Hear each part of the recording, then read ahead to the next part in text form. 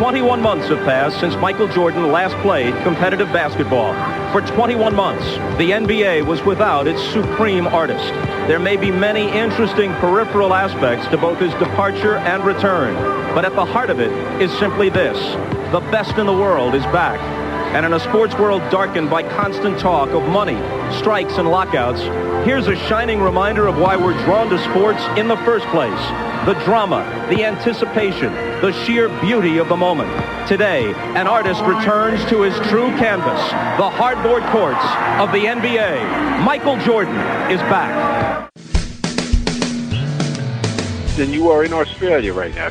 You're talking NBA basketball. You're talking great teams. You're talking great individual players. Takes it off, and there's number 23, and of course Johnny goes nuts. So I'm getting goosebumps thinking about it now. I just tried to go out there and play my game. I have no idea what you're talking about, Adam. I don't like anybody. I'm not a people person. Strand, you made the pass, yes. Christian, can you catch the ball? Yes. All the stars were aligned and all the muscles fired at the right time, and I was able to get off the ground and throw one down. I was saving that as a surprise for you.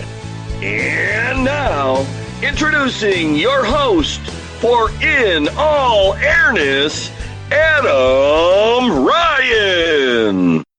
Welcome to episode 94. Thanks for joining me. Today, a great mate of mine, Aaron Steen, joins me to discuss Michael Jordan's 1995 comeback game at Indiana. We discuss the circumstances behind MJ's return, uncover great tidbits that preceded this much-hyped matchup, and of course, offer an in-depth recap of the game itself. We chat about MJ's post-game presser too. In the podcast archives, you'll find numerous guest episodes that add even deeper context to this conversation. Bill Wennington, Luke Longley and Corey Blunt played for the Bulls in this game. Legendary reporter Peter Vesey and the great Mr. Stats, Elliott Kalb, were part of the NBA on NBC broadcast. Chicago broadcasting veteran Cheryl Ray Stout, who first broke the news of Jordan's comeback in 1995, is also a previous guest.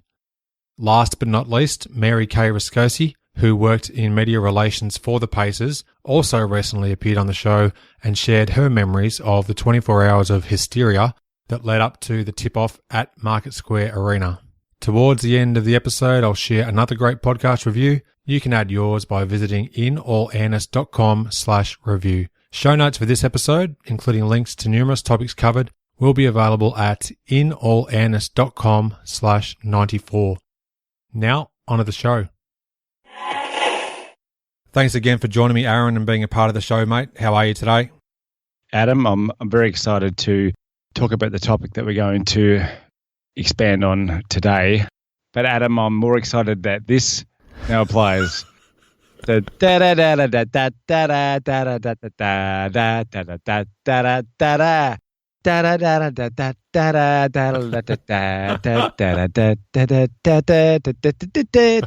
And so on and so forth. NBA on NBC is back in full force, mate, with this episode. As they all usually are, this episode is very much a friend of the show extravaganza. Absolutely. Check out the podcast archive history, scroll through the episodes there, and you can pick and choose some great conversations, if I don't say so myself, that do add even further context to our chat today. Today we're going to be breaking down, perhaps in minute detail, can't confirm nor deny that, the comeback of Michael Jordan, 1995. We'll get to that shortly, mate, but quickly, just a brief timeline of events that set the scene for what we'll be chatting about today. A quick side note, Michael Jordan's desire to play professional baseball warrants its own podcast episode, so therefore we'll stick solely to basketball today. Returning back to June 20th, 1993, the Chicago Bulls defeated the Phoenix Suns in Game 6 of the 93 NBA Finals. On August the 3rd of 93, the body of James Jordan was found. He wasn't identified until 10 days later, and authorities determined that he was murdered on July 23. So obviously a very somber, tragic note there in the history of the Jordan family. That in large part led to October the 6th of 93, where Jordan shocked the world by announcing his retirement from the NBA. Fast forward through to September the 9th of 1994. Jordan returned for one night only to score 52 points in Scottie Pippen's All-Star Classic, which was also dubbed Chicago Stadium's last hurrah. And MJ famously knelt and kissed the Bulls logo at center court before exiting the basketball spotlight forever. or at least so we thought. November the 1st of 94 at the new United Centre, the Bulls retired MJ's number 23 in a made-for-TV special. And then we get to March of 1995, mate, and speculation of Jordan's return began in earnest on March the 9th, as far as I can tell. That was after 3 days where MJ made appearances at the Perdue Centre. At that stage was the Bulls training facility. From March 10 through 17, when speculation was rife about a possible comeback, the Bulls went 4-1. Here's a really great tidbit that I came across in a March 18 article from the Indianapolis News. MJ's agent, David Falk, changed his outgoing voicemail message to this, quote, "Due to the heavy volume of calls we are receiving regarding Michael Jordan's career, we are unable to address your call personally at this time," end quote. That's a ripper tidbit. I wasn't aware of that. That same day as it happened, on March 18 of 95, the following statement was released by Michael Jordan through his personal attorney and business manager, the aforementioned David B. Falk, chairman of Falk Associates Management Enterprises Incorporated, aka FAME, which is one of the greatest acronyms of all time, located in Washington, D.C. And in response to questions about his future career plans, I'm back. One of the most famous, if not the most famous, press release / facts of all time. So that gets us to the day in question, mate. It's Sunday, March 19th of 1995, Chicago Bulls at Indiana Pacers. It was at Market Square Arena in Indianapolis, Indiana, and in front of a crowd of 16,694. And according to the Chicago Tribune, the Market Square Arena capacity was listed at 16,530. Wow. They were in there like sardines at Market Square Arena. And you mentioned that the crowd was listed at about 150 more than what its listed capacity was. This game was actually a sellout a couple of weeks before this game happened. So I'd love to know if they were able to squeeze in a few extra late people. It's a fascinating scenario they were presented with, and in such a short amount of time to get the game organised from a standard inverted commas regular season game to something that rivaled an NBA Finals game, to be honest. The way it was hyped, it was incredible. Now, a quick scheduling note in terms of NBC's plans to air the game in question.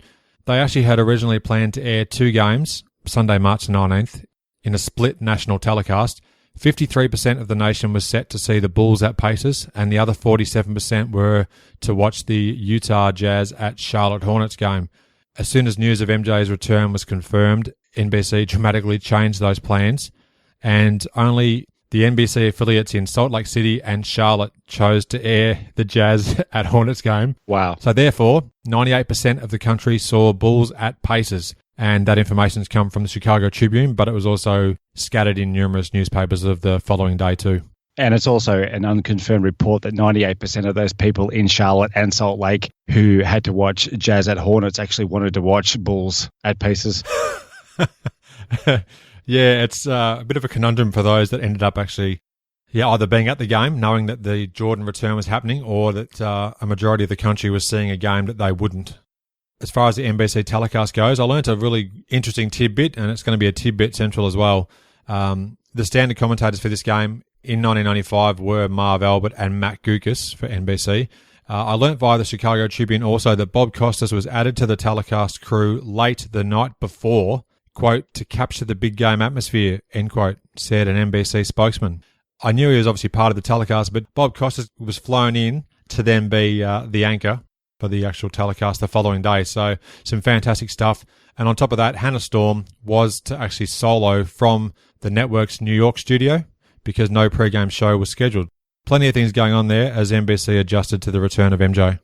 We usually make the habit of not reading each other's notes before we record episodes, just so I guess we can learn new bits and pieces ourselves during an episode. And this is another great example. All of the stuff regarding NBC and how they changed all their plans and flew Bob Costas in late to lead the broadcast. Just absolute gems that I had no idea happened. Yeah, some fantastic machinations behind the scenes.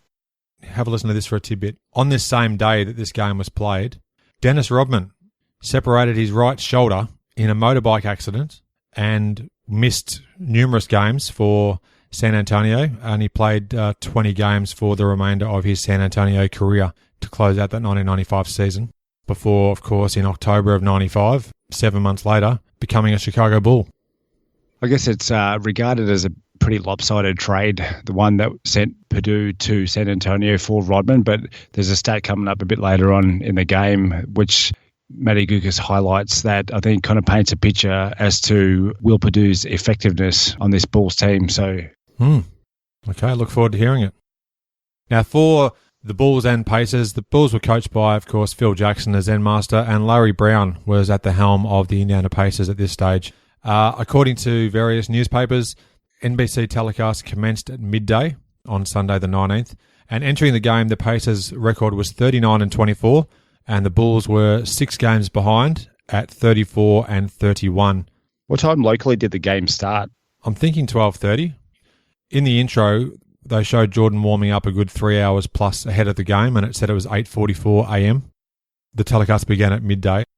The NBC intro to the game included a bite from MJ's retirement speech in 1993 of him speaking about returning to the game, possibly being a challenge that he might be looking at down the track.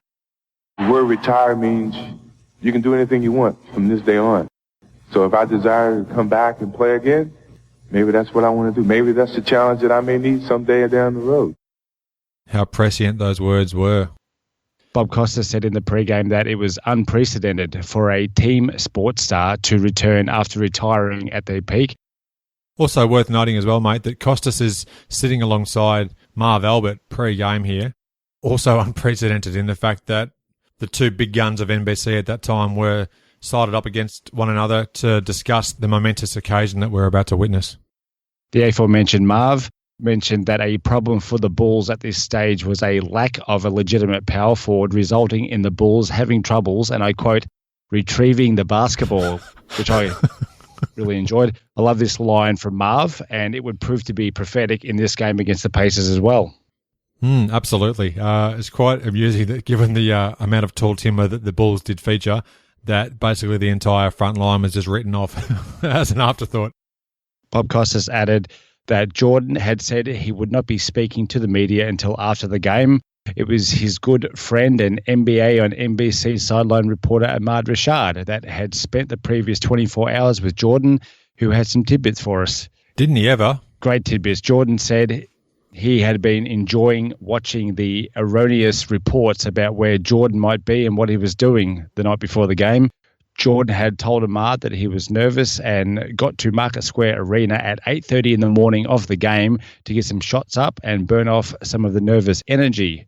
Ahmad then added that Jordan will start the game and would not be wearing number 23 but number 45. He then added the understatement of 1995 in calling this bombshell a tidbit. What a tidbit. This is what is just fascinating about this game and the entire hoopla surrounding it, because the March 19 edition of the Baltimore Sun suggested that a CBS affiliate called KMGH-TV, obviously very well known, they reported the day prior that Jordan would A, not start the game at Indiana, and B, he would wear number 45, his baseball number, and not his famous number 23. Really? What do you make of that, given that Ahmad, you would think, would have had to have had the inside stuff from Jordan, dare I say, and yet a newspaper in Maryland has tipped off the fact he might be wearing 45, yet they said he wouldn't start the game. My early feeling would be that, especially with a source such as good friend Ahmad Rashad, that they might have been just throwing darts at a dartboard with a blindfold on to get the fact that he was going to be wearing number 45. He also started the game, so... Good point. I tell you what, if they actually knew, I'd love to know how they found out, but if they didn't know, it's a pretty good guess. Yeah, absolutely. So according to the newspaper report, Jordan and Ahmad, they flew in at 8:30 on Jordan's private plane, and then at 8:44, as per the NBC clip, he's already there on the Market Square Arena floor warming up. 8:44, they're just flown in on his private jet. Awesome.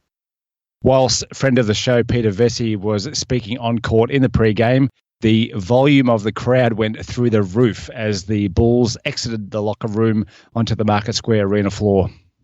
This was incredible to watch. Vesey, he did remarkably well to remain composed. As you watch him talking to the camera, he's covering one of his ears, and the crowd are going absolutely burlesque at this stage. The day before this game, there was another NBC clip where he said something quite amusing, and then I read a Bulls statement that was issued ahead of this particular game, which I found hilarious, so the two work in concert very well. The Bulls issued this statement from Deerfield, Illinois. The statement released by the Chicago Bulls yesterday on Michael Jordan's return. Quote, Michael Jordan today informed the Chicago Bulls that he is ending his retirement from professional basketball. He will make his return to the Bulls lineup tomorrow when the Bulls face the Indiana Pacers. In a related move, the Bulls have placed Dickie Simpkins on the injured list with tendonitis in the right Achilles tendon. End quote.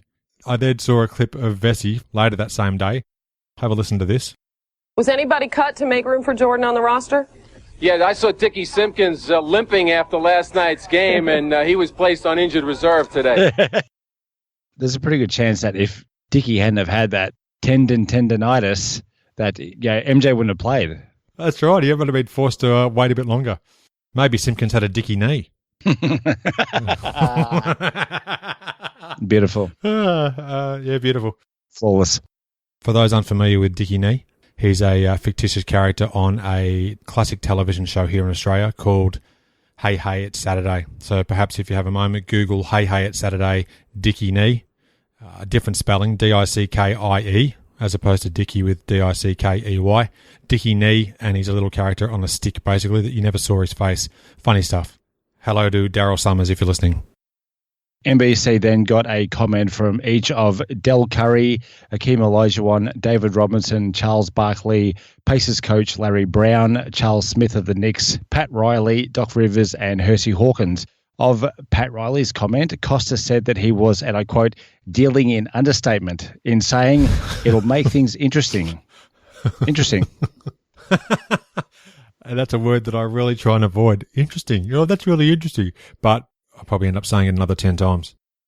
The broadcast then went to Marv and Matty Guokas down on the floor.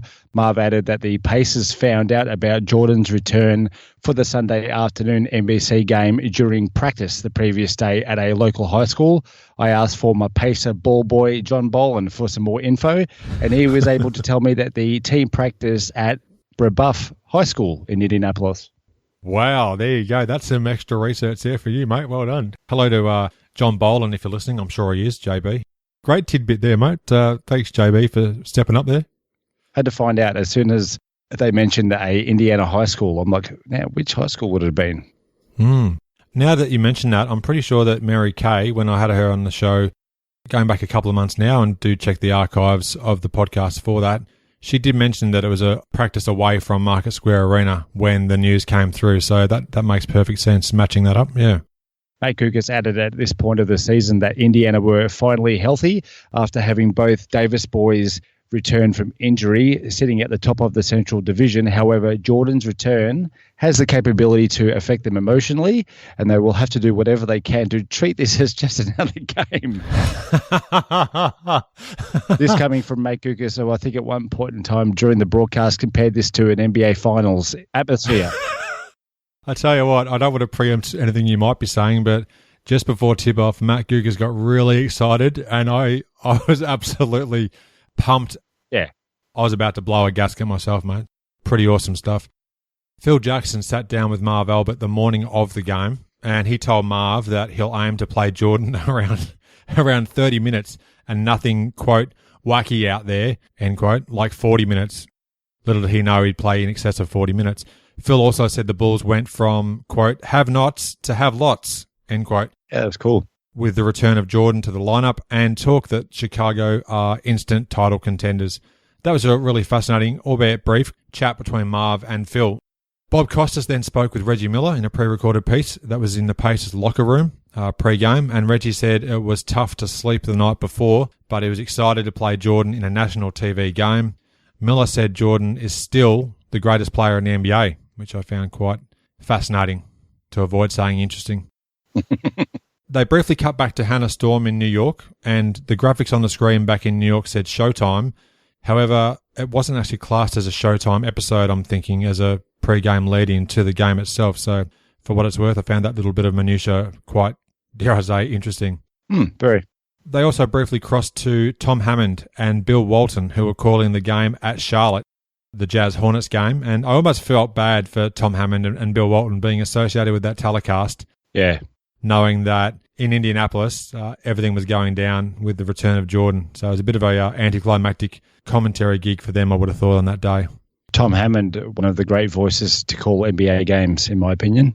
Yeah, underrated too. Underrated. Yeah. That leads us into where they crossed back to Market Square Arena and there was an a cappella version of the national anthem. And if this doesn't get you fired up, nothing will. It was by a band called Promise. Did you listen to it or did you just skip through it? Skip through it. You absolute cretin. It was awesome. Oh, say does that star-spangled banner yet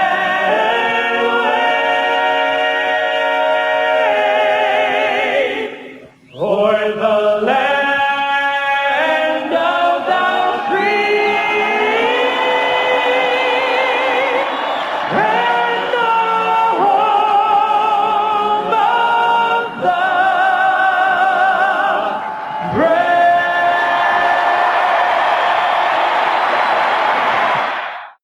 It was a very good rendition. Like, you rightly so call me a cretin for not having watched it. It's a very, very goosebump-inducing rendition. The team lineups were then introduced by Indiana Pacers PA guy Reb Porter. The Bulls started Scottie Pippen, Tony Kukoc, Will Perdue, BJ Armstrong, and... At the other guard, 6'6" from North Carolina, number 45, Michael Jordan. The head coach, Phil Jackson, the Chicago Bulls. I would love to have known what was said in that huddle after they were introduced. At least Perdue and Jordan had smiles on their faces as they returned to the bench. The Pacers started Dale Davis, Derek McKee, Rick Smits, Mark Action Jackson, and Reginald Wayne Miller. There we go. There's our first read the entire name out. Well done. Matt Guokas and the man who called Jordan's last game before his retirement, Marv Albert, were on the call 636 days ago, according to Marvelous, and the trivia buffs were advised that Ed Neely was the last Bull ever to wear 45. Dare I say it, friend of the show, Ed Neely. That's right. Absolute extravaganza. As I mentioned before, Guokas added that he had goosebumps, and this game was very, very special, even compared to some of the big occasions in the NBA calendar. Couldn't agree more. At this stage, watching it back, I was just absolutely beside myself. It was fantastic, and the goosebumps were in full effect. Now, I just want to quickly add, for some reason, I had to go to timeanddate.com. I was compelled to check it out. I keyed in June 20, 1993 to March 19, 1995, and the result was 638 days. Wow. I'm not doubting Marv, but my OCD-type tendencies led me to check it, and it said 638 days for what it's worth. Make of that what you will. Well, I'm not sure if Marv should apologise to me or Marv's numbers guys should apologise to him. I also don't want to doubt Elliott Kalb, Mr. Stats. Don't want to get him offside either, so I could be off. I might even just edit all that out, actually. Into the first term, the first possession was perfect. Indiana won the tip, and Scottie Pippen got a hand on Rick Smits' dribble in the post, and the steal ended up in MJ's hands. Yeah, what an awesome start, hey? Fortuitous to get his hands on the ball that quickly and come out with a steal too. Guokas added that Jordan looked lightning quick, and Marv said Jordan, though not in outstanding basketball shape, does have fresh legs from his layoff. A scrambled possession ended in Jordan having to beat the shot clock with his first attempt. He got Jackson and Miller off their feet beautifully on a pump fake, but caught the back of the rim on the 17-footer. He also got the game's second attempt on a signature fadeaway with the smaller Action Jackson on him, but missed it from about the foul line. Yeah, that second shot was a much better look. The first shot, unfortunately, he was in a position where he found himself in many times pre-retirement, where the Bulls would hand him the ball with like 3 seconds left on the shot clock. And during this game as well, there was numerous instances where Jordan ended up with the ball with the shot clock running down, and that also played some part in the fact that he had quite a horrendous field goal percentage by the time this game was all said and done. Beautiful pump fake, though. Yeah, it was fantastic, yeah. Rick Smits made the game's first basket off a Dale Davis offensive rebound, a short 10-foot jump shot from straight ahead. The Bulls missed their first 6 shots of the game, and Matty Guokas made the comment that they looked tight. Mind you, this was no chump Pacers team that they were playing. They had just won 5 of 6 on a West Coast road swing and led the Central at 39-24 going into this game, which had been a sellout for 2 weeks before Jordan's announcements. So just some information that the listener has now gotten twice. The strange part was once Jordan had announced his return at Indiana, the game had been sold out for 4 weeks. So work that out. Extraordinary. That doesn't make any sense. That's just stupid. I'll just get rid of that altogether. Scottie finally scored the Bulls' first basket, a sweet give and go with Will Perdue, finishing in a Scottie and 1 floater on the baseline over 2 Pacer defenders. This was with 8:30 left in the first term, and the score was 9-2 Indiana. Shortly after this, MJ went to 0 for 3 from the field on another missed fadeaway. Now, I mentioned earlier that I enjoyed Marv's comment on the Bulls having trouble retrieving the basketball and their lack of a quality power forward. This was evident in the opening term as Scottie spent time trying to keep Dale Davis off the glass. Davis had 5 rebounds halfway through the first quarter. Scottie was also having an issue of his own with his jumper, as an airball 3 had Chicago at 1 for 10 shooting. His previous 3 attempt from the elbow hit nothing but backboard as he overshot the rim in one of those missed shots that can easily hit a guy in the head if the rebounders aren't paying attention. Yeah, it was a really brutal start. Not only was Jordan ST ruggling on his jump shot, the team were stinking it up, and they just looked out of sorts for a majority of their sets in the first half. MJ then went to 0 for 4 on an elbow 20-footer, then 0 for 5 on a pretty driving layup that was blocked by Smits. The Bulls recovered on the play with a BJ Armstrong 3 and a 13-5 Pacer lead. The first substitution of the game took place with about 5 minutes to go. Second-year man and a friend of the show, Corey Blunt, checked in for Tony Kukoc. Marv then commented that scalpers were able to get $1,000 for courtside seats to this game and $400 to $500 for nosebleeds, which I think makes the courtside seats seem like pretty good value. They would have cleaned up massively with some of the tickets that were getting sold hours before the game, I'm sure. The Bulls drew it back to 17-9 on a big Pippen dunk from a nice Jordan feed. Soon after, Jordan checked out for Air Pete Myers with 2:59 left, and Indy up 20-9. MJ's stat line to this point: 0 for 5 from the field, 0 points, 1 steal, and 1 assist. The Bulls had been playing very well as a team of late and were 9-4 in their last 13 games. Marv added that Pete Myers understood MJ replacing him in the starting lineup. Ron Harper checked in late in the first quarter for Blunt. Guokas said that Harper had been making better contributions of late.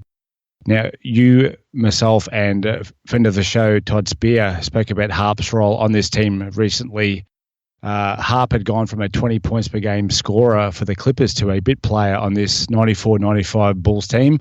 He started every game for the Bulls this season up to January 20 when Pete Myers replaced him. He would then, of course, start alongside MJ for the next 3 NBA championship seasons. No, I don't want to say interesting, but it's an interesting moment in time in what actually happened between the time where he stopped being the starter in January to then when he would be the starter for those following 3 seasons alongside MJ. So hopefully, because he has said that he will guest on the show, I don't want to pressure Ronnie Harp, and I'm sure he's not listening, but if you are, Ron, we might chat about that should the opportunity arise. As I mentioned, he started a large portion of this 94-95 season, and it almost seemed like he was in the doghouse after that point in time, and then to go from that to starting on 3 straight title teams, would love to know what happened. Yeah, and I wonder how much say Jordan had about making that happen. Yeah. Obviously, Petey was shipped out of town, and the rest is history, I guess. The Bulls' previous game to this one in Indiana was an 87-86 win over Milwaukee in Chicago. Scottie Pippen won the game off a flying dunk 3-point play. Pippen's stat line: a measly 43 minutes, 27 points, 11 rebounds, 6 assists, and 8 steals, if you don't mind. That's crazy, isn't it? 8 steals as well, man. Yeah. He was doing everything for the Bulls. Of course, 1994 was a MVP contender, and was obviously having some strong games throughout 95 pre-Jordan. At the end of the first quarter in Indianapolis, it was 21-15 to the Pacers. The Bulls shot just 5 for 19 in the term, and Indiana asserted their dominance on the smaller Bulls with a 16-6 rebound advantage. Dale Davis with 7 himself. The Bulls opened the second period with Pippen, Armstrong, friend of the show Blunt, friend of the show Longley, and Pete Myers on the floor. Indiana had veteran Byron Scott, Rick Smits, Derek McKee, Dwayne Farrell, and 1984 gold medalist Vern Fleming on the floor. Oh, that's great how you've thrown that in out of nowhere. Scottie Pippen opened the Bulls scoring with an 18-footer, and Jordan punching bag Steve Kerr checked in early in the term for Benjamin Roy Armstrong Jr. And Jordan was back soon after with 9:40 remaining in the second term. The score got to 29-21 Indy before Phil Jackson called a timeout. Guokas said that Phil was unhappy with the Bulls' play, and Marv pointed out that MJ was on the floor with 4 guys he'd never played with before in Kerr, Longley, Blunt, and Kukoc. Marv also shortly after this pointed out that the NBA logo was on the back of Jordan's shorts, suggesting maybe that he had them on backwards. Adam? It certainly looks like he had them on backwards, but I can categorically say that is false. I did a bit of research many years ago when this was first pointed out, and it was just an internet rumor that keeps getting regurgitated every few years. It'll pop up out of nowhere. Jordan had his shorts on backwards. Well, no, he didn't. Post-game, he was asked about that. No, Jordan said post-game, cringing at the possibility. Really? However, it was revealed in the days following, courtesy of the Bulls equipment manager, John Ligmanowski, a.k.a. Liggs. He said that the NBA logo was sewn incorrectly onto the back of Jordan's shorts. So he had the shorts on correctly, but the logo was sewn onto the back, so he wore them the right way around. But internet rumour squashed. Myth busted. Myth busted, exactly right. We should coin that catchphrase. We should. Actually, it'd probably make a good TV show. During the second term, outside of Pippen and BJ, the Bulls were shooting a combined 1 for 14. Australia's own and friend of the show, Luke Longley, put up his second wild shot, adding to the poor shooting clip. This led to a Smits jumper and a 33-21 Indy lead. Shortly after, MJ was sent to the line and missed his first attempt, putting him at 0 for 6 from the field and 0 for 1 from the line. He then put his first comeback point on the board by making the second free throw. Matt Guokas mentioned another issue that the Bulls had in trying to put points on the board. The team was averaging only 25 free throw attempts per game, making 18 of them. I then, of course, went to basketballreference.com to check the accuracy of Matt's claim, and as it turns out, the Bulls finished that season 12th in free throw attempts, which actually wasn't that bad, I guess. Oh, you had to clarify to make sure he wasn't spinning yarns. And shortly after, Guokas complimented Will Vanderbilt on being one of the NBA's best in rebounds per minute. The Great Basketball Reference shows that Big Will finished the season ranked 6th at season's end, ahead of the likes of Charles Barkley and Shaquille O'Neal on rebounds per minute. We all know, or those of us who were paying attention, that when he went to San Antonio, that he was a real hoover on the boards, wasn't he, Perdue? He sucked big time. Really strong. Had some really strong rebounding numbers as a San Antonio Spur.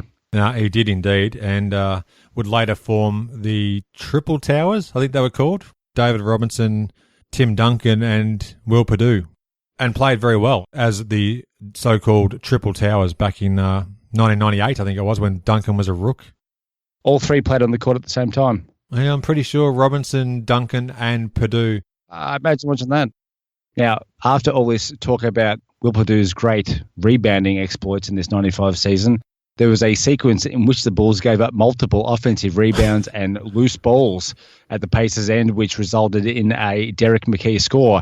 Now, even I got frustrated watching this. They just could not grab a loose ball, and a Reggie Miller 3 gave the Pacers an 18-point lead soon after, and the Pacer crowd was loud. The Pacers were on a 15-3 run in the last 5:34 since Michael Jordan had returned to the game. I'll have a few more stats come halftime about the impact of Jordan on and off the court. Out of the timeout, Michael finally found the range on his first field goal with 4:06 remaining in the second term. Jordan still looking for his first field goal, and there it is! Michael Jordan, after missing his first 6 shots. Marv asked Guokas a little later on how Michael would benefit from the new hand-checking rules that had been introduced while he was playing baseball. Guokas said that Pacers coach Larry Brown said Jordan would have averaged 50 per game if they'd have introduced it when he had begun his career. And Ahmad added that Jordan said he was more concerned about his own defense and making the adjustment himself, which was a good point. Yeah. 2 free throws gave Michael points 4 and 5, bringing the Pacer lead back to 11 at 43-32 with 1:55 remaining in the half. Air Petey was fouled shortly after and sent to the free throw line. Matt Guokas said that he had asked Myers about the way Jordan used to kill him in practice when he was first signed by the Bulls back in the 80s, and if anything had changed over the past few days before this game. Myers added a very sweet tidbit that they had actually been competing for Jordan's old locker at the Perdue Center that Myers had taken over after Jordan retired, and Michael wanted it back. Oh, that is so good. They competed for his old locker. I love finding out stuff like this. Needless to say, Myers had to find a new locker. How good is that? Yeah. I didn't even pick that up in the commentary. Clearly, I was just taking notes and not even listening. That's fantastic. Michael soon hit his second straight field goal by taking Miller off the dribble and pulling up at the foul line. Tony Kukoc also hit his first field goal with just over 40 seconds remaining after Marv had pointed out how quiet he had been after productive games in the lead up to this one. The Bulls pressed the Pacers on their last possession of the half, leading to a Vern Fleming turnover. Guokas said that John Bark, who was now an assistant with the Charlotte Hornets, would have been proud of the press that he called unleashing the Dobermans in his time in Chicago. I love that. And coincidentally, the Hornets playing on the same day, of course, but Johnny Bark no longer part of the team at that stage. Dale Davis finished the first half with a lowly 15 rebounds to point out the Bulls' rebounding deficiencies. Jordan shot just 2 for 9 in the half for 7 points, 2 rebounds, 1 assist and 1 steal in 19 minutes. And the score was Indy by 10, 47-37. For the first half, Chicago shot 11 for 33 from the field at 33%, and the Pacers 17 for 39 at 44%. We go back to the Prudential halftime report back in New York. Hannah Storm is there with the doctor, Julius Erving. They throw back to Bob Costas, who has an interview with John Paxson. They're both in Indiana. Recently retired John Paxson. Now, Paxson compared Jordan's first half to when Jordan came back from his broken foot near the end of the 1986 regular season. So I thought that was worth making mention of because, of course, Johnny Pax was a part of the team at that time. Although there was no 7 minutes per half in this game. No minutes restriction. Then I went back to Hannah Storm, who threw to an interview that Jim Gray did with Charles Barkley that was recorded the night before in terms of Jordan reaching the levels that he had achieved in 1993. Let's hear from one of Michael's best friends, Charles Barkley, who spoke with our Jim Gray last night. Do you feel as though Michael can come back right now and perform at the level that he was? In the beginning, he might have a big adrenaline rush, and he's going to play well. But as far as reaching the level he reached a few years ago, that's impossible. I don't think anybody can ever attain something 2 years later that they had. That's impossible. They go back to the studio where Dr. J offers his diagnosis on Jordan's first half, and he admitted that he was very surprised MJ did come back. A week earlier, Doc was chatting with, I think, Peter Vesey and Hannah Storm on another Game of the Week telecast, and he said that Jordan would not come back to the NBA. So that was quite notable, I would have thought. Now, quickly, in terms of stats, Indiana out-rebounded Chicago 30-13. As you mentioned, Dale Davis had a lowly 15 rebounds in the first half. The Bulls had 13 total as a team. And for the Bulls, Jordan had 7 points at the half. Scottie Pippen led the Bulls with 13 points. BJ Armstrong had 11, and Pete Myers had 3 points and no lockers. For Indiana, Reggie Miller had 15 points. Rick was giving Chicago the Smits with 8 points. McKee had 8 points, and Dale Davis had 7. The Chicago Tribune the following day, of course they wouldn't report it on the day because it hadn't come out yet, reported that with MJ on the floor in the first half, Indiana outscored Chicago 41-25. And with Jordan sitting, they trailed the Bulls 12-6. Quite an interesting little turn of events there with Jordan on and off the floor. Interesting. Interesting indeed. just for the sake of not doing your own head in, you can get out a thesaurus and look up the word interesting and start using some different words. They mean the same thing, but the fact of the matter is all this stuff is just interesting. It is interesting. So much so that I did look up synonyms for interesting. Later in this conversation, you'll probably hear me say thought-provoking, because that was one of the synonyms for interesting. Wow. Now, moving on to the third term, mate. Marv brought up a thought-provoking stat as the second half opened. That was quick. Wow. I reach, you teach. As the second half opened.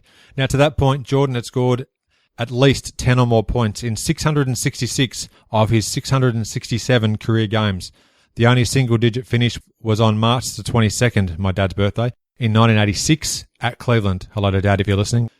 Jordan had 8 points in that particular game, but for some context, Jordan was only in his 5th game back from the aforementioned broken foot. It was a 26-point loss to Cleveland, and he was on restricted minutes, playing 16 for the entire game. The third quarter opened with a, quote, comical sequence, end quote, according to Marv. Jordan drove strong to the hoop and dished off to an unsuspecting Will Perdue under the bucket. Will wasn't looking for the pass, and that led to a transition break for the Pacers. Action Jackson passed down court to Reggie Miller, who had his back turned. The ball bounced off Reggie's head and out of bounds. And then the Bulls immediately turned it over again just seconds later. So not the greatest start there to the quarter from either team. Still inside the first minute of the third period, Smits hit a 15-foot baseline jumper, and that gave him 10 points on the night, and the Pacers extended their lead to 49-37. Now, with just under 2 minutes gone, Pippen hit a three from near the top of the key. It was his first long-range make of the day, and it gave him 16 points. Shortly after, Chicago cut the lead to single digits, 50-42, courtesy of a B.J. Armstrong 11-footer. Now, after some great defensive pressure, we get to Jordan's most memorable moment from this game, arguably. First, he stripped Smits from behind, setting up a 3-on-2 break for the Bulls. MJ drove straight down the lane and laid it in at the bucket after jumping from inside the dotted line. Jordan swiped it from Smits. Michael Jordan with the steal. Jordan off the way. Welcome back, Michael Jordan. The steal, and then the drive for the bucket. That play was negated immediately by a quick inbounds pass from Action Jackson to Derek McKee, who scored a layup at the other end. Now, not long after this, Pippen fouled Reggie at the rim and gave Miller some extracurricular treatment as he shoved Reggie to the floor. Did you notice that? The crowd got a bit fired up too. Well, yeah, they replayed it, so of course I noticed it. Well, I didn't listen to some of the commentary clearly because I didn't hear that Pete Myers tidbit. So, in the interest of watching the entire game, I did utilise the plus 10-second button on YouTube to a great effect in the fourth quarter. So I guess there's every chance that I could have missed it, but no, I didn't. So that earned Pip a technical foul, and according to my notes here, a cacophony of boos. I'm not sure why I used cacophony, but there you go. A cacophony of a cacophony of boos from the Market Square Arena faithful. Now, Miller converted the technical free throw and one of the 2 free throws from the original foul, and the Pacers were out again by 10. A couple of wild shots from the Bulls led to another easy 2 for Mark Jackson.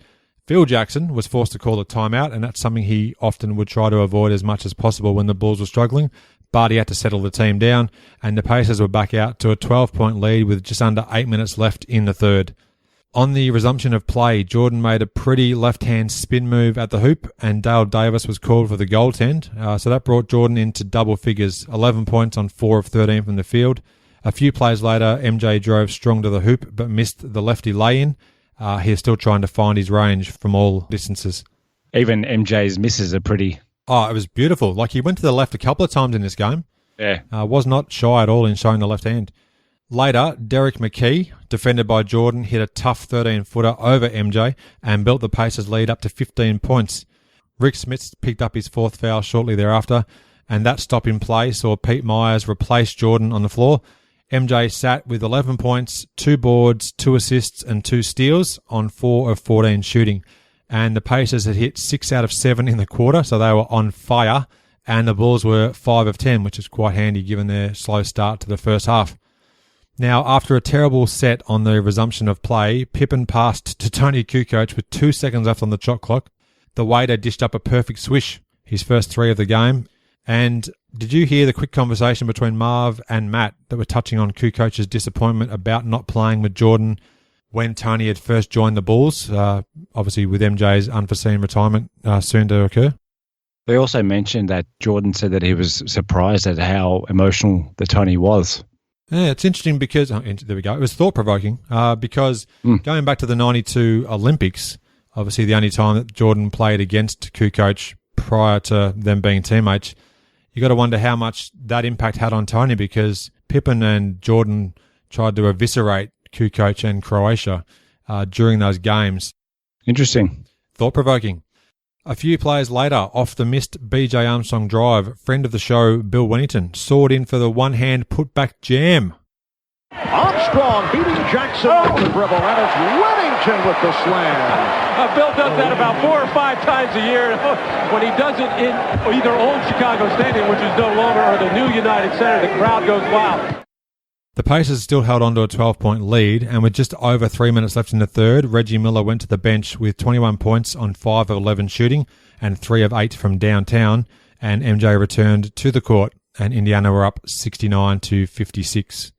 Now, with a break in play, there was a startling graphic on screen. Only B.J. Armstrong, Jordan, Pippen, and Perdue remained from the Bulls' 1993 NBA championship team. Gone were John Paxson, retired, Scott Williams to the 76ers, Trent Tucker, retired, Stacey King to the Timberwolves, Bill Cartwright to the Sonics, and I looked at Basketball Reference just today. He played only 2 more games with Seattle before retiring at the end of the season. Horace Grant, of course, signed with the Magic. Rodney McRae had retired, and Darryl the Pedestrian Walker had also retired. Corey Williams was not an active member on the Bulls roster, but he obviously was there during the NBA Finals. He didn't make the playoff roster. In regards to playoff rosters, when talking about Will Perdue's turnaround in his play and his output for the Bulls, they mentioned that he actually missed the playoff roster the previous year in 1994. So it was definitely a good turnaround in play from Will Perdue. Less than 2 minutes left in the quarter, Jordan drove to the bucket, dished off a gorgeous pass to Kukoc for the easy 2. That reduced the Bulls' deficit to 9. And speaking of gorgeous, the quarter ends with a beautiful Jordan to Wennington pass under the hoop. Big Billy slammed it home with less than 2 seconds left.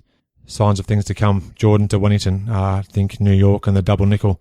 The Bulls trailed by 10, 73-63 after 3 quarters, and Jordan had 11 points, 2 boards, 4 assists, and 2 steals on 4 of 15 shooting. You mentioned the upcoming game versus New York. Billy has famously pointed out that himself and Jordan combined for 57 points in that game. Which is hilarious. I love that.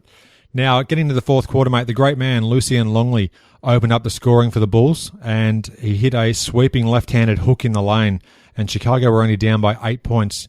Only a few plays later, after another loss of communication led to a Bulls turnover, Byron Scott hit a baseline jumper to extend the Pacers' lead to 14, so things were looking quite grim at that stage, 79-65. Shortly thereafter, Jordan converted 2 free throws after grabbing an offensive rebound on the back of another poorly run offensive set from the Bulls, and moments later, Jordan came up short on 2 shots near the hoop, and this led to a sliding doors moment that led to an open 3-point attempt for Reggie Miller at the other end. The shot rimmed out, and Matt Guokas said Reggie was, quote, going for the kill, end quote, as the Pacers were up by 14 at the time. That almost could have closed the door. I think there were several times where Reggie put up and missed 3-point attempts that, as Matt said, he was definitely going for the kill and trying to put the Bulls away. Less than 8 minutes left in the game, Chicago was down 16 points before a wide-open Steve Kerr 3 brought Chicago back to within 13 at 83-70. And in short succession, with Jordan asking out of the game to rest, which is a rarity in itself, Pippen hit a 3, reducing the margin to 10 points, and seconds later, Reggie did hit what would be his 4th tray of the game, giving him 24 points to that stage, again giving the Pacers that 13-point buffer. Realising Smits was in foul trouble, Luke Longley hit a pretty layup on the following play. It was actually a gorgeous move we talked about before we started recording today. A beautiful up and under on the right-hand side of the basket. And minutes later, Longley was the beneficiary of a Jordan entry pass down low after Derek McKee failed to bite on one of MJ's long-range pump fakes. Now, Indiana were up 86-77 with less than 5 minutes to go in the game. And after another defensive stop, the Bulls' great defense kept them in the game in the second half, it must be said. Pippen scored an easy 2 in transition, and it was just a 7-point game. Just as quickly, Miller then hit a long 2, giving him 26 points, and extended the lead further. On the next play, Jordan hit a 10-footer off glass, 15 points for MJ. The Bulls weren't going away. I also mentioned before we started recording today that Jordan only hit 7 shots in this game, one of which was a goaltend, so he actually only hit 6 shots himself. I'd forgotten, I think, 4 out of those 6 shots and how he made them. I'd particularly forgotten about this 10-footer off the glass, which was quite a nice move. Yeah, it was thought-provoking. Now, less than 3 minutes left in regulation. Following the offensive board, friend of the show, Corey Blunt, dished out a very quick pass to an open BJ Armstrong, who drilled a long 2, initially looked to be a 3-pointer, in front of the Pacers bench, and that reduced the Bulls' deficit to 5. It was 88-83, and Indiana called for time. There was 2 minutes and 44 seconds left, and after the ad break, the replay of BJ's shot did show that he had his toe on the line. Now, down by as many as 16 points in the fourth, the Bulls were on a 16-5 run over the previous 5 minutes and 20 seconds and were right back in the game. For Indiana, Derek hit a McKee bucket to extend the lead to 7 points. Had to work it in there somehow. Before Longley and Blunt each split a pair of free throws. So with 1 minute and 30 seconds left in regulation, Indiana were up 90-85. Off the BJ Armstrong steal, Pippen scored on a tough fast break lay-in, and all of a sudden it's a 3-point game. 90-87 with just over a minute left. Ever the opportunist, Reggie Miller tipped in a Smits miss, gave Reggie 28 points, and the lead was back to 5. Now, 20 seconds later, Pippen drilled a long 2, and again the margin was just 3 points. McKee missed on a long forced jumper. Corey Blunt corralled the rebound and handed off to MJ, and Chicago had a chance to cut it to 1 or tie with a 3-pointer. 28 seconds left. Jordan dribbled down court and found Pippen open on the other side of the floor. The pick set by Longley. There's Pippen for 3 to tie. Yes! The Bulls have come from 18 down, and the game is tied at 92. 19 seconds left in the fourth quarter. What a moment. What a moment indeed. And it was all bottom on the shot too. Scottie hit nothing but net. And I know that it took a certain amount of minutes for the Bulls to reel in the Indiana lead, but it felt like they came back in about 30 seconds. A flurry of points at the end. Just capped with that 3-pointer, and his celebration after the shot was great, just raising both hands to the sky. And at that point, Indiana resisted calling a timeout. They inbounded the ball, at which point the crowd stood collectively as one and were just going absolutely bonkers as the game was coming to its conclusion, or so we thought. This actually led to one of the most unusual moments of Jordan's career. Down to 5, sets up Miller, and a foul on Jordan. Michael did not want to make the contact. Both Jordan and Miller are shaken up. The Bulls had that foul to give, so Miller will not go to the line. 3 seconds remaining in this fourth quarter. And both Michael Jordan and Reggie Miller are obviously hurting. Miller and him were both sprawled on the floor, and chaos reigned supreme, I guess you could say. Reggie was about to fire up a 3, and if he had have gone through with the other shooting motion, he would have ended up at the line. But the Bulls actually had a foul to give, which was a thought-provoking stat. Miller wouldn't re-enter the game to close out regulation, and it was thought he was actually done for the game, as per Marv a few minutes later, but we'll get to that. Jordan was suffering from cramp, it was then said, courtesy of Ahmad Rashad when they got back from the break, but he did remain in the game on the inbounds play. They then called a 20-second timeout, the Pacers that is, and Derek McKee was unable to hit the would-be game winner, so we go to overtime with scores tied at 92.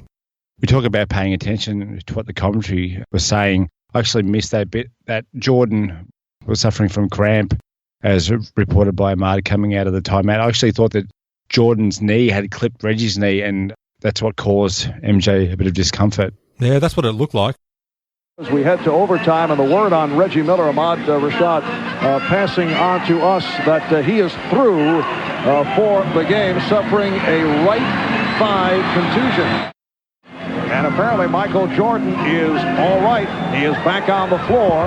In the fourth quarter, though, it was Scottie Pippen with 12 of his 31, including a couple of big threes down the stretch to send this game into overtime. Well, let's get into overtime and chat about what happened in the extra period, mate. A bit of free basketball. The Pacers started the OT period without Reginald Wayne Miller after the collision with Jordan late in the fourth period that left Reggie hobbling to the locker room. Neither team had scored a minute into the OT period when Jordan missed a wing three-pointer to beat the shot clock.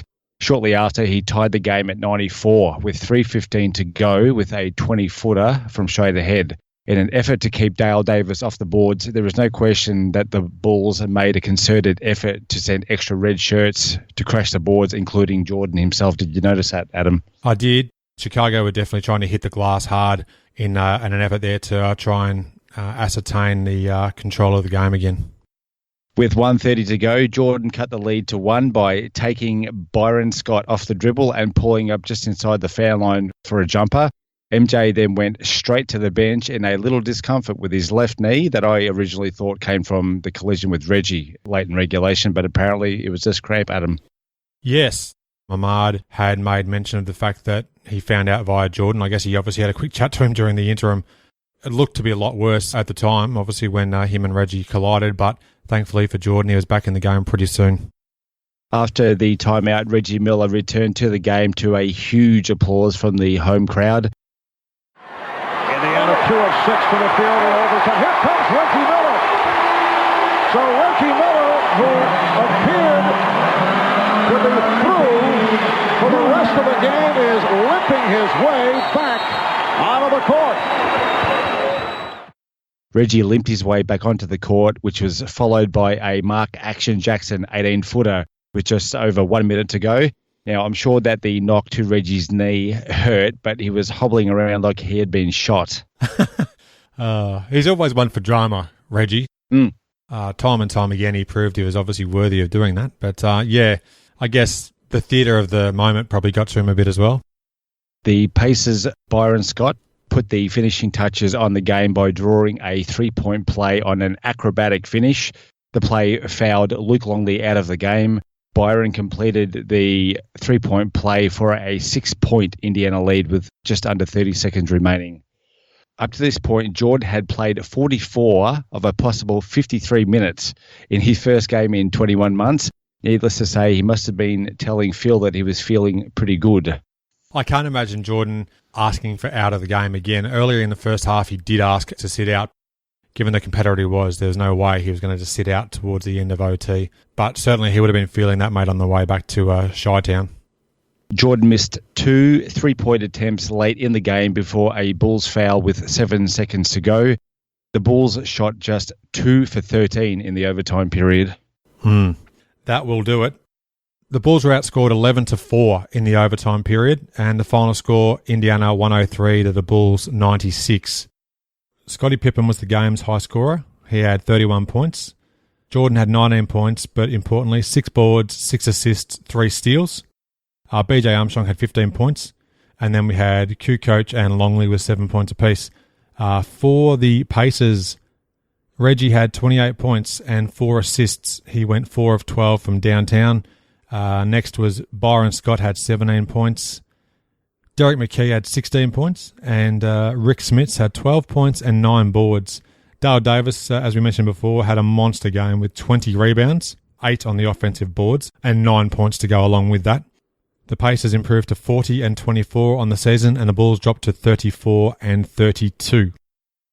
Outside of Scottie and BJ, as we mentioned earlier on, the Bulls shot terribly in this game. I guess it wasn't helped with Jordan's Astro field goal attempts, as Johnny Kerr used to say.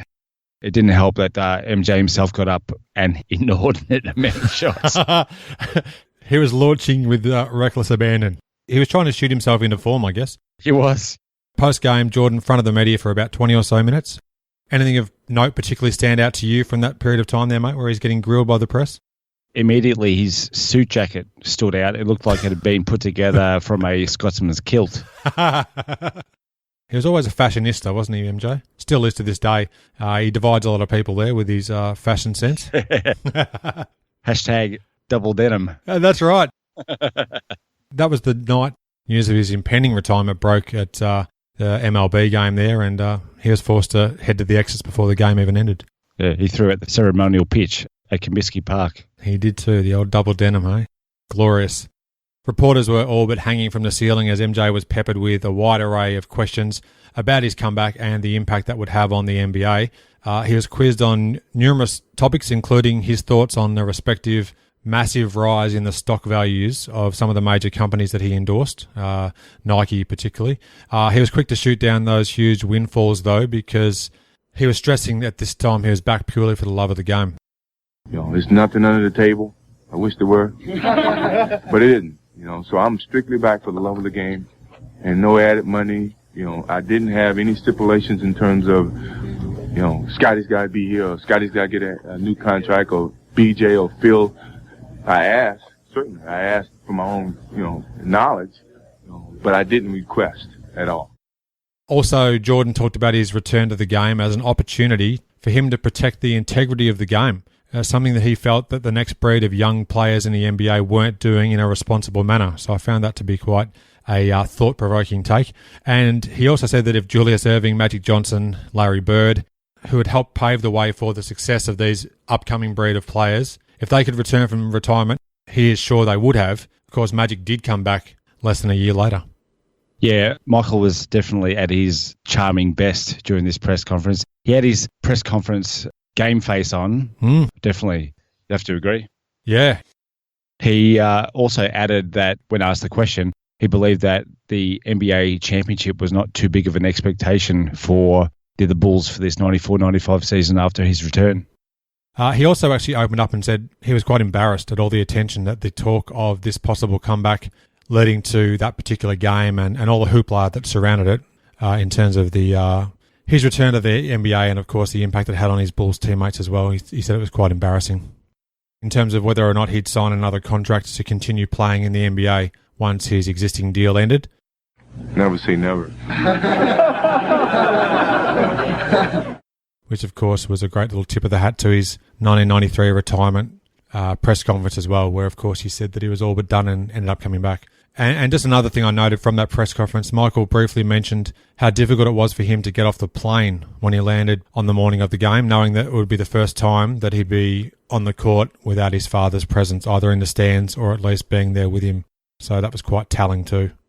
At the end of the press conference, WGN's Dan Rohn said that MJ was wrapping up his press conference where they actually cut off the end of his answer to the last question of the press conference. So it was actually Dan himself who was wrapping it up for MJ, I would have thought. Wasn't it just a circus inside that room? At one stage, it was clips from a CNN coverage. Then it went to the WGN news coverage. The room was almost spilling with reporters. Yeah, there was a lot of people in there. Hopefully you enjoyed that, mate, as much as I did recording it. It was fantastic. Until we talk again on either a future episode of NB88, which we're currently recording, or just another In All Earnest episode. Thanks again for being a part of the show. It's been a pleasure for you. Thanks for listening. I welcome your interaction with the show. You can suggest topics or guests you want to hear conversations with. Leave a voicemail. Simply visit inallairness.com/voice. Click Start Recording, leave your message, and press stop. You can even listen back before submitting. Press send and you're done. Time now to share another great review from a fan of the show. Thanks this time to Doc Krug on Apple Podcasts Australia. And it's a 5-star review too. Thank you, Doc. It's titled Best B-Ball Podcast, and it reads, Adam's depth of knowledge, research and geeky fandom is unrivaled, making this a must-listen podcast for all of us reliving our favourite past games and players and behind-the-scenes experts that make this the greatest game of all. Thanks, Doc. That is much appreciated, mate. Worldwide, the show now has 103 ratings on Apple Podcasts, with an average of 4.5 stars. Thanks for your continued support. If you add a review, I'd love to read it out on a future episode. Your ratings and reviews are one of the best ways to support the podcast. If you enjoy the show, please do tell your basketball-loving friends about it. Your word-of-mouth recommendations are truly worth their weight in gold. You can subscribe to my show in various ways. Search for In All Airness, 3 words, on your podcast app of choice. The show is on Apple Podcasts, Spotify, Google Podcasts, Overcast, Android, Pocket Casts, and more. Thanks for listening. I hope you enjoyed the show and share my web address with your friends and colleagues, inallairness.com. Check out the podcast archive for plenty more episodes with high-profile guests. Follow me on Twitter at inallairness. Please add your like to the show's social hub, facebook.com/inallairness. Join me next time for another edition of the show. Oh, dear. But I'm more excited about the fact that this now applies. Dun, da, da, da, da, da. Oh, that's that's CBS, you idiot. You idiot. Oh, that's the first blooper. I've got a mental block of what the music is. Da, da, da, da, da. No, that's CBS. How can we both completely forget the round ball rock? John Tesh is livid as we speak. Hang on, let me just quickly play something so I can... Please. Hello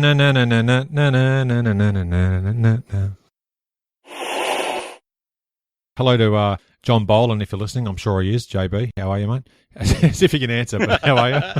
Because we are going live at the moment. We are going live, exactly right. Live to your closet and live to my study.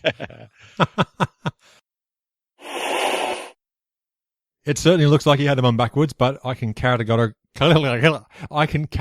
say that is false. Are you going to put that soundboard? I'll put the soundboard in. Are you going to put the soundboard in there? Yeah, I will put the soundboard in there, yeah.